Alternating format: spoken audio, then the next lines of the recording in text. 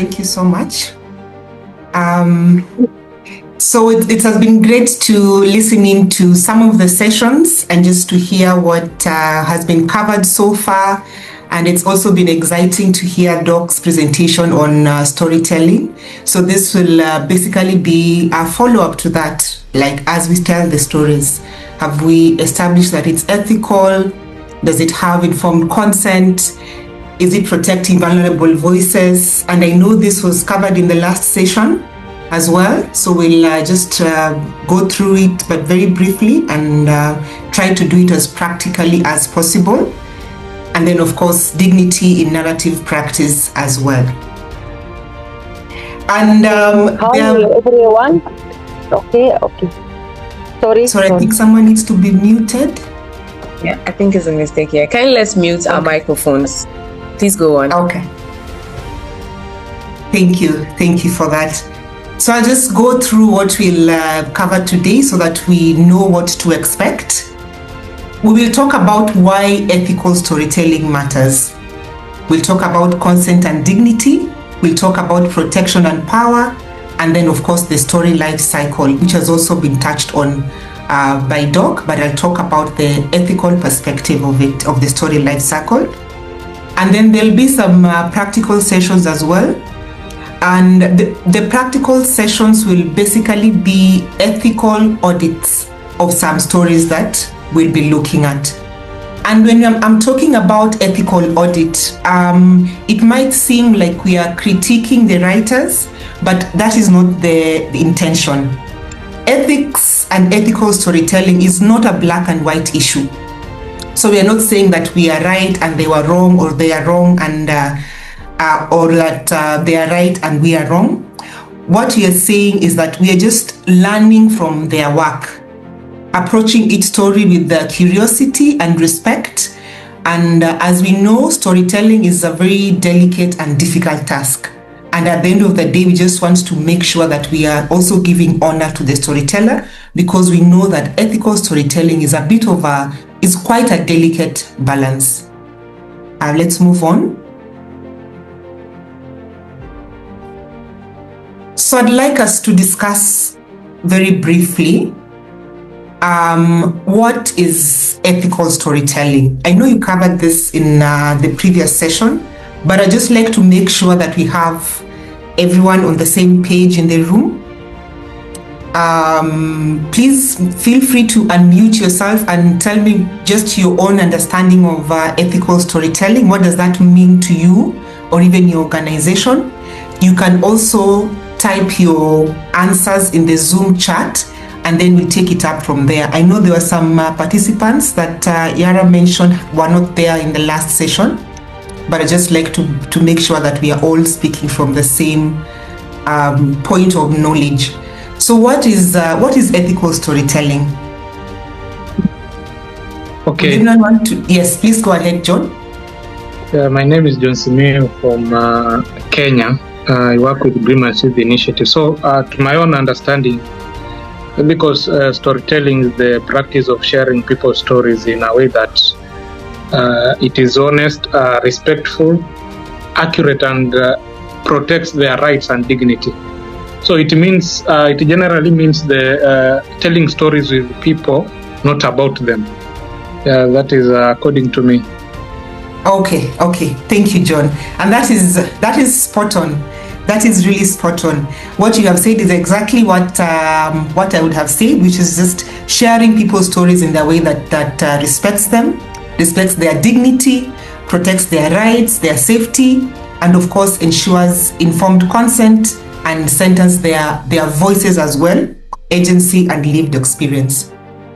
So when you look at ethical storytelling, let's go to the next slide, please.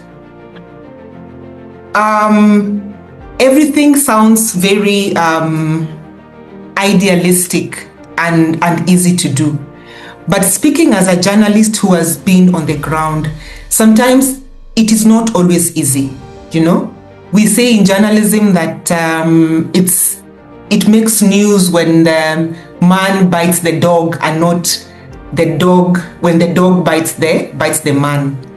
And that just shows you how much as journalists, as storytellers, it is when there is a huge conflict, is when there is huge controversy, when something is sensational, that's what really gets the eyeballs, that's what gets attention, that's what grabs people. And sometimes ethics goes out the window when we come across big stories. We are saying that ethical storytelling matters because stories can open doors, but they also leave footprints. Yeah? The previous speaker talked about stories influencing policy, attracting partnerships, supporting your fundraising, and even just showing grassroots leadership. And unfortunately, the same stories, some of the footprints that they leave with us is that they can create stigma, especially stigma around the stories of West pickers and West picking, and even people who rely on that, the West workers themselves. And the ethical question we should constantly be asking as we do these stories, that's who benefits from this story? Who carries the risk and who keeps control after publication? So the images that we use, the words that we use, they can affect people's perceptions of things, their attitudes, and we need to consider how these stories, images, and messages are gathered, produced, and presented. Yeah? I see your comment there. Radwa, the ED of Malaz Foundation for Women's Support in Egypt. And you say, for me, ethical storytelling means telling real stories with respect, dignity, and informed consent. Our role is not to speak for people or benefit from their pain, but to amplify their voices while protecting their privacy and safety.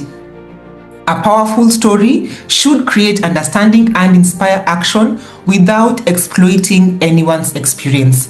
Thank you for that, Radwa. And as we go along, that is the lens through which I want us to be looking at all these stories that we'll be sharing it here today, and just try to do an ethical audit of these stories and ask ourselves, is this person being treated with respect? Are the voices of those in pain being taken advantage of? Are we exploiting their experiences? Who are we giving power to as we tell the stories? Let's move on.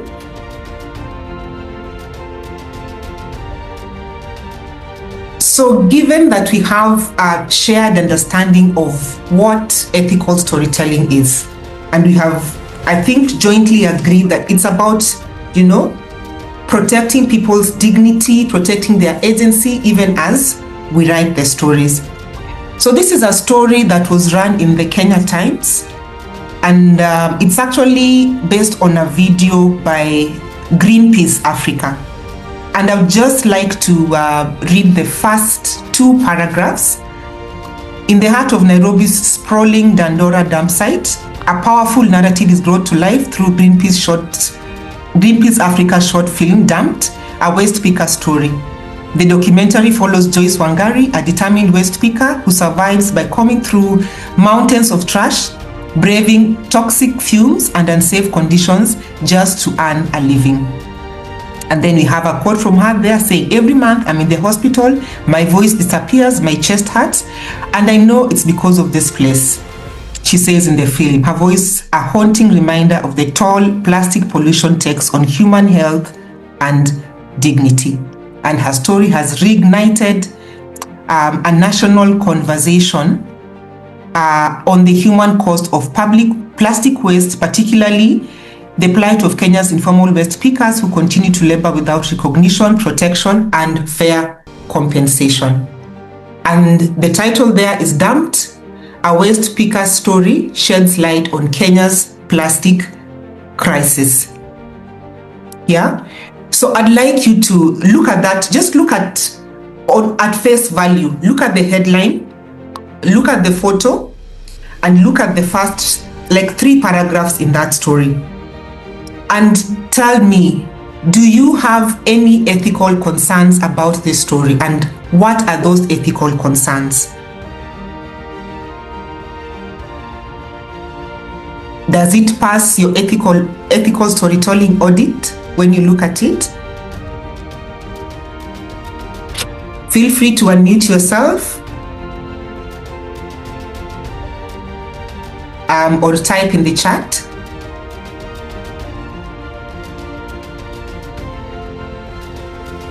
Okay. So in the interest of time, I'm just going to go ahead and share a few comments about the story, but please feel free to interject, unmute yourself, or also type in the chat what you feel about the story. Yeah? So the story uses the word dumped. How do you feel about that word? The story also names Joyce Wangari and includes the West Speaker's demands for dignity, fair pay, formal recognition, and inclusion in West management frameworks. This makes it, I think it's a useful story in terms of the fact that it's a rights-based example. Even though the word dumped, I feel like that is something we should be discussed. What does that do in terms of stigmatizing the whole aspect of West picking? I like the fact that Joyce's voice has been centered in the story. Next slide, please. And my assessment is that this is probably a better headline than the previous one that uses the word dumped in the headline. We could simply say, new documentary exposes recycling fallacy and health impacts of plastic pollution on Kenya's West workers. Yes, thank you. Osarumwense. Osarumwense says, dumped emphasizes the third-class citizenship assigned to West pickers in our communities. And as a storyteller in this sector, you do not want to be the one moving forward such stigmatizing language, such alienating language. So thank you for bringing that up. Let's move on. Like I said, we'll keep doing ethical audits on the stories as we go along. I just want you to think critically about the stories. So Radwa says here, I think this is a strong example of ethical storytelling because it gives the West speaker a voice instead of speaking for her. However, ethical storytelling also requires informed consent, respect for her dignity, and ensuring that she benefits from sharing her story, not only the organization. My question is, how do we ensure the person whose story is being told continues to benefit after the story gets public attention, rather than just becoming just another inspiring story?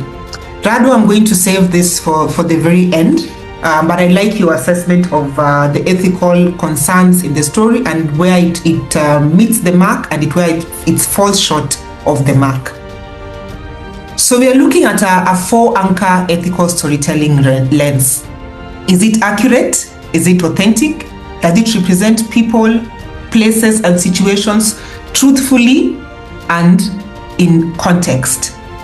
Is it participatory and locally led? We've asked ourselves this even in previous stories. Let people tell their own stories and shape how experiences are represented.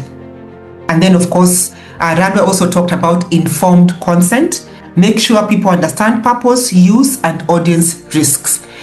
And one of the things about informed consent, because it's not always clear, I would say, you ordinarily not find a news story, for example, saying that we actually received informed consent. It's always something that happens in the background, always happening in the background. So it's just for you to make sure that you're working with integrity to make sure that there's informed consent. And we'll break it down a little bit more further ahead.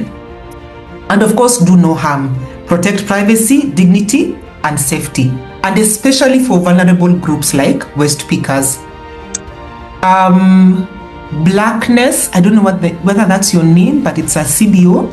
So the name dumped is particularly interesting. It could be interpreted in two ways. Society has dumped West pickers, neglecting and excluding them despite their contribution. the way speaker is defined by the dam site, which can unintentionally reinforce stigma. The difference depends on how the documentary unfolds. Definitely, everything has to be in terms of the context of how it has been used. But because we're also talking about the fact that most of the time people will engage with the headline even before they engage with the content. It's, I think, a 10-minute or so, or maybe 20-minute documentary. You'd hardly find people, unless it's a very special interest group, you'd hardly find your general audience, wide audience, sitting through a 20-minute documentary. So they'll focus on the headline and maybe the first few minutes, and then they decide whether they're giving you time or attention or moving on to the next TikTok video. Let's move on, please.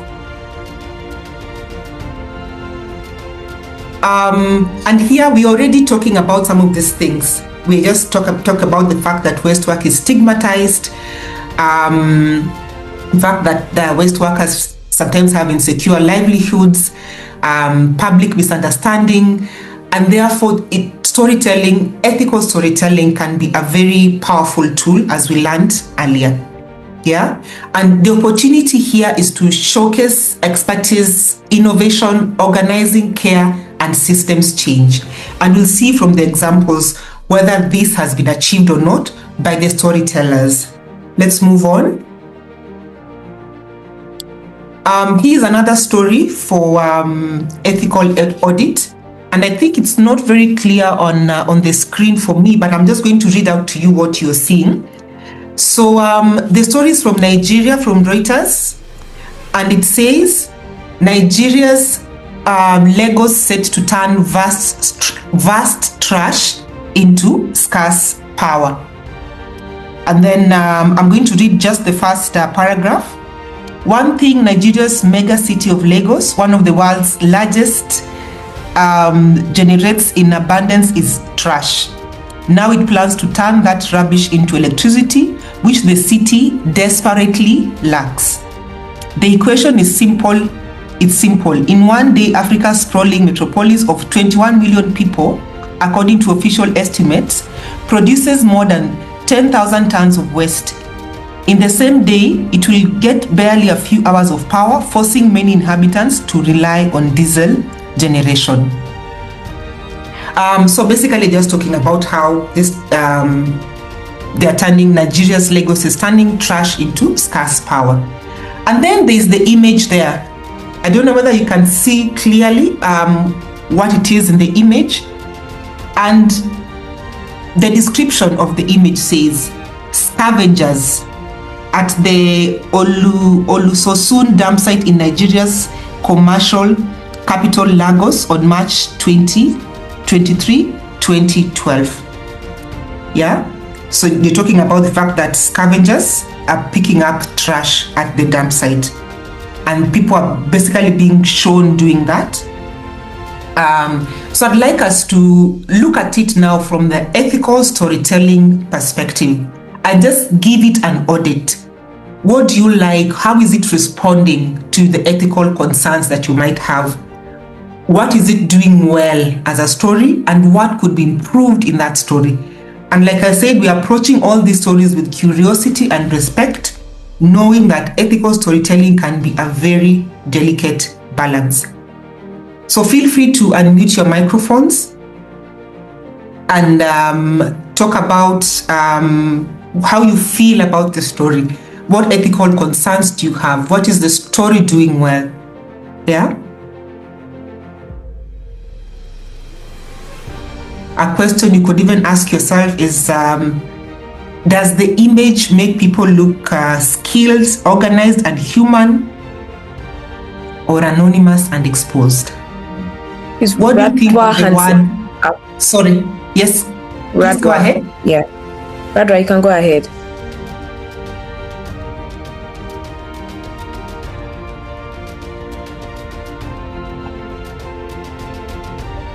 Hi, Radwa. You can go ahead. Hi, sorry. Nice to meet you today. Nice to meet you too. Please go ahead.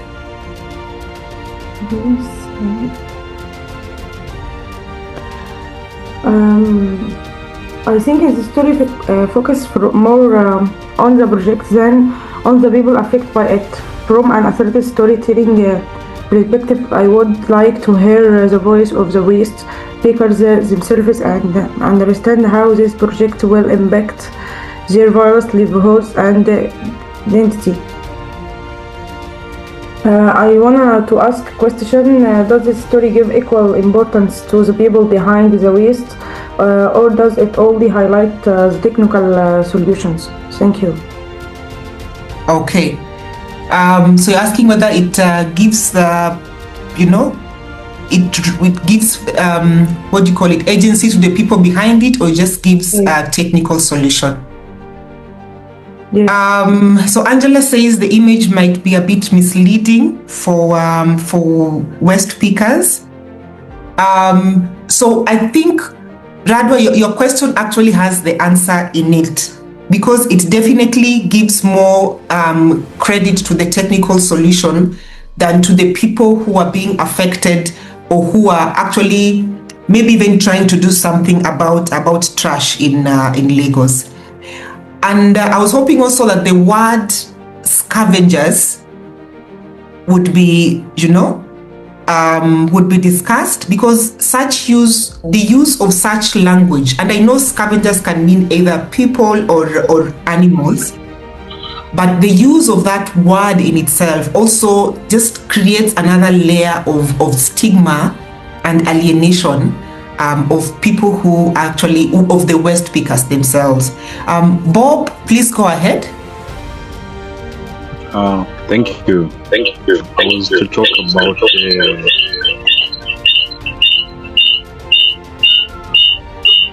Sorry, there's an echo. Yeah. Oh, sorry. I want to talk about the scavengers. Okay, I'm sorry. Let me fix my network first. Or you can type in the chat as well. Yes, okay. Thank you for that, Sharon. And Catherine says it's dehumanizing. Exactly. Okay, my concern a little bit, when you take a good look on the pictures, I don't think if this organization got the consent to take the pictures from these individuals. So I think they would have talked to one, maybe they would have talked to them and maybe to interview them and say the problem that they are going through, from the problem that they are going through actually. So I think my point is, I don't think if they got the consent from those individuals who are collecting the garbage there. Okay. Thank you for that, John. And then, of course, like we said, sometimes it's informed consent is implied, and we cannot just assume that was gotten, especially since these images even look like they are anonymous, And like I said, sometimes journalists would go for the shock value rather than giving people their dignity, Let's go to the next slide, because John, you touched on informed consent, and I'd just like us to quickly go through informed consent. So one of the things that I learned, and especially in media houses, is that you go to someone, you ask for their story, but you don't even tell them how that story is going to be used. And some of these people have never been featured before anywhere, and maybe they're just excited to see a camera or a phone, and they don't know who is going to say the story, what could happen after their visibility. Because we know that even with huge dump sites, like at least for the one in Kenya, like the one in Dandora, there's always a lot of political and business interest. So this person could very well be risking their lives. And we have the responsibility as ethical storytellers to tell this person that, look, boss, you're sharing this story with me and it's very compelling and people will want to hear, you'll probably go viral, but you're going to be at risk. Your life will be at risk. Someone might even want you dead, and give that person the choice to withdraw. And it is upon us as ethical storytellers to tell this person that they have a right to withdraw at any one point. If they don't understand in the language that you are using, probably find someone who speaks their language, so that they can understand exactly what it is that they are consenting to, so that it's an ongoing conversation and that give them the option of withdrawing at any one point. I now only have 7 minutes. I hope I'll go as fast as possible so that we can complete. I think this is okay. We've covered this. We will cover this in the previous slide, so we can move on. So this is what we have been discussing in the other stories, where poverty is being used as a spectacle, victim framing, savior narratives. You want to avoid that. Images that shame West-picking work, bodies or neighborhoods. You want to avoid that. We want to avoid quotes removed from context. Show people as experts in what they do. Give people structural context. Show that these are community-led solutions. And then be specific and don't stereotype people's own words and priorities. And we've been talking about these things as we were moving along in the ethical audits that you were doing. Yeah? And then there's this other story from Ghana. We clean the city. That's what the story says. And then there's a teaser there that says Ghana's West Pickers brave mountains of plastic and big industry. Yeah, so I'm just going to focus on the headline and the photo for now in the interest of time. So what I'm going to say about this is that the headline includes the workers as actors in the story, and the snippet that you see there names Lydia Bamfo, describes her work and leadership, and includes the framing "we clean the city," which gives dignity and agency rather than only showing crisis. So when you contrast it with the Reuters story, you can see how much of a difference it makes in terms of how a story is framed. Let's move on. I liked this story from Egypt as well. It was published on the UNICEF website. And then it says, redesigning West, reimagining features. How a young engineer is leading grassroots climate action in rural Egypt. Centering someone in the middle, positioning this person as the expert in what they do. The headline is hopeful, it's solution oriented. And then, and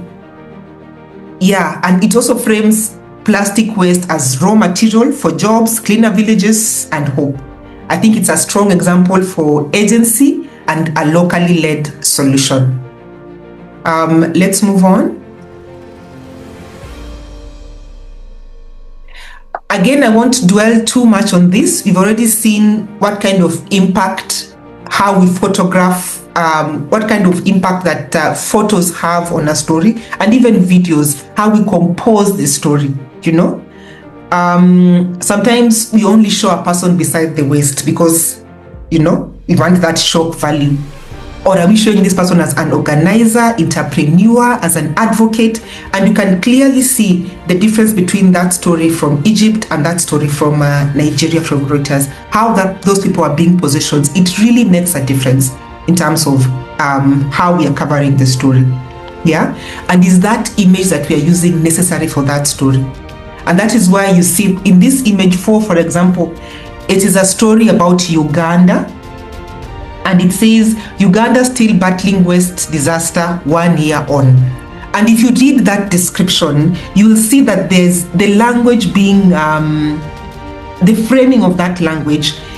There's a strong sensory language about flies, the smell, the trauma. So journalistically, it makes a lot of sense. It's a very powerful story journalistically.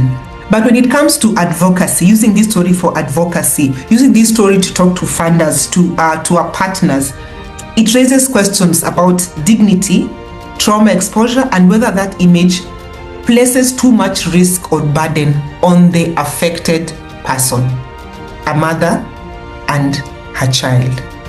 So those are some of the ethical concerns that will keep coming up even as you work on your stories, as you did the story, but it always needs to be on the back of your mind. Does it raise any ethical concerns. I think we can skip the next story and go straight to protecting vulnerable voices. Yeah.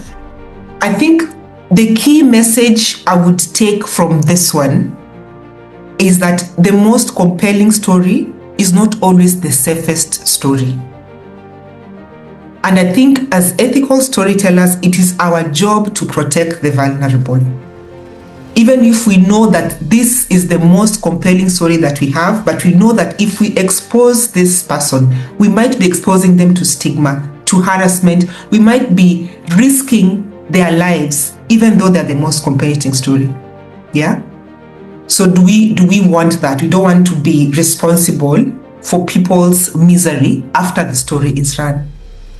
Yeah, and Rado was asking a question earlier about our responsibility even after that story is shared. I think from a journalistic perspective, the story of course ends with the amplification of that story. But if you're in advocacy and these are your partners and these are people that you work with on a daily basis, then it's definitely up to you to work out a way that is that you can support them beyond the life of the story. Yeah, I think that is part of our responsibility. And sometimes you can even be the one advising them and telling them, hey, look, I know this is a great story, I know you really want to tell it, but these are the risks that you run, you know, by telling this story. Let's move on. I think this is a final one, and I think it's a bit quite clear what this writer was intending with this story. Basically saying how climate crisis is creating hellish conditions for waste pickers at Nairobi, declared full 24 years ago. So again, when you look at it from a news value perspective, it really makes sense. It's shocking. The photograph there, so people just looking, patched on a dump.